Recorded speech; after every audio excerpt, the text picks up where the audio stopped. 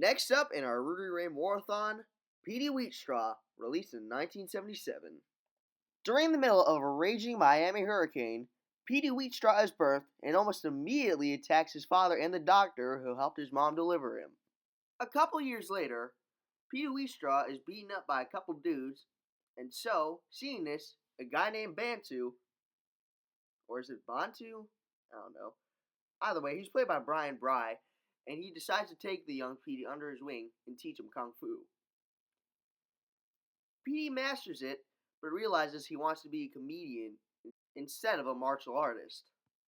A few decades fly by, and Petey Wheatstraw, finally played by Rudy Ray Moore, flies out to Los Angeles in a place called Steve's Den, where he plans to perform a show on Wednesday, June the 15th, 1977, much to the dismay of Leroy and Skillet, played by Leroy Daniels and Ernest Mahan, respectively. Guess why?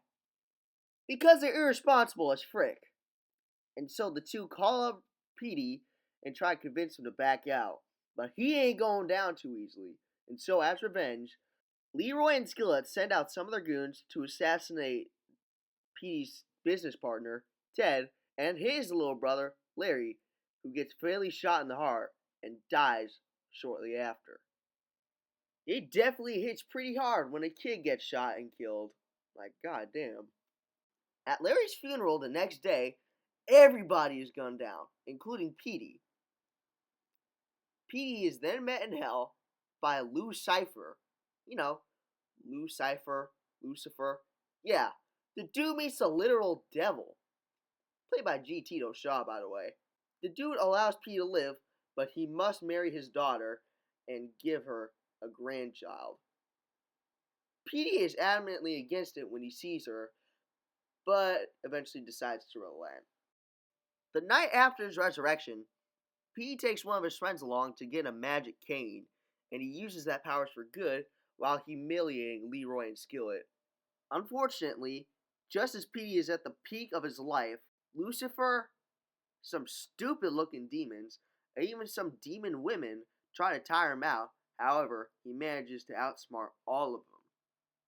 One of the ways they try to outsmart the demons is by grabbing a random homeless man in the middle of the street and making a perfect replica of Petey's face.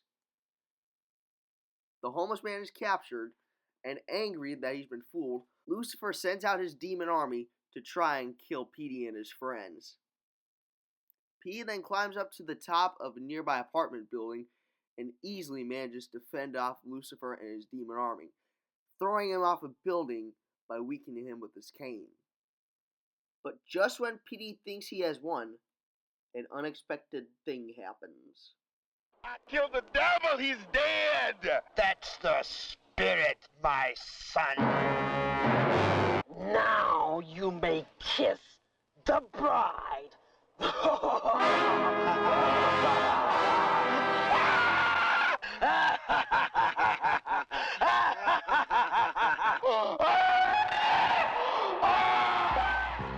Overall, while it doesn't make as much of a splash as Dolomite and Human Tornado, this has some of the good tropes of horror movies, such as bad special effects and yet some good acting.